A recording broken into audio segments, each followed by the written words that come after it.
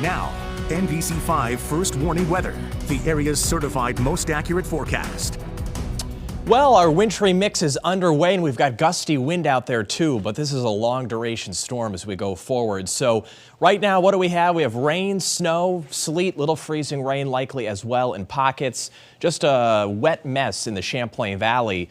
Greater likelihood for snow as you head to the mountains right now. We are tracking the NBC5 Weather Lab all night in the downslope wind area coming off the Green Mountains. So Matt will have updates as we go along. A break in the precip for Rutland and Windsor counties right now, but it's going to fill back in. It's already back into the Mount Snow area of southern Vermont. And it's a really ugly radar picture. The big low pressure spinning out to the west.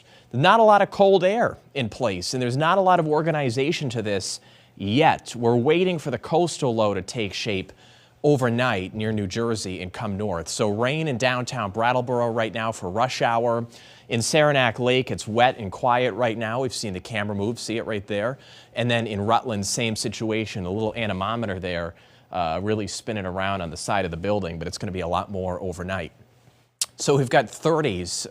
Look at that. Bennington doesn't have a number right now. Possibly the power went out at the weather station there because North Adams, Massachusetts, which is just south of the border, had a 67-mile-per-hour gust, and that is the wind where it's coming from.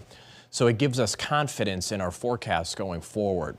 So most of the mix is over to snow by 2 o'clock in the morning, but even at that time, there can be some sleet pellets downwind of the Green Mountain spine, but mostly snow at 2 a.m. And then we're still thinking tomorrow morning has the most widespread snow going along and then falling apart through the day tomorrow. But the range for snowfall is from about 2 inches to maybe 24 inches.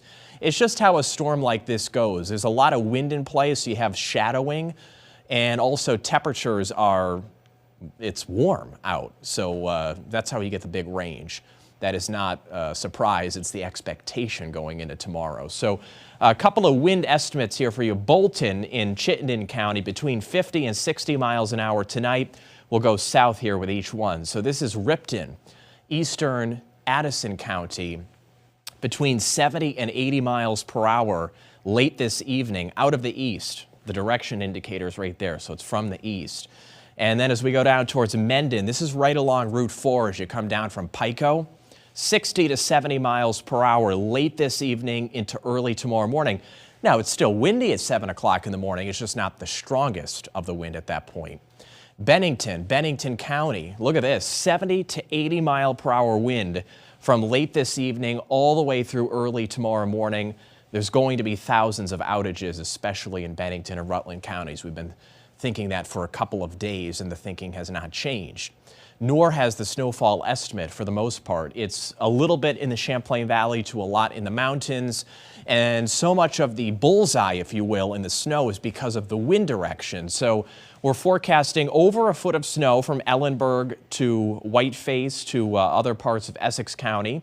It can be 2 feet in the Lion Mountain area, but a dramatic drop as you get down into the Tri-Lakes because that's the other side of the mountain. The wind is coming down. It's a drying effect in downtown Lake Placid. A lot of 4-inch amounts in the Champlain Valley, up to a foot at Sugarbush and Jay, plus more than that possible. Same deal down towards Ludlow and the Mount Snow area. So the extended forecast here keeps the dismal weather in play really for the rest of the week.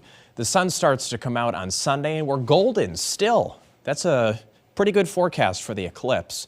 Maybe a few clouds to watch for, but good signal.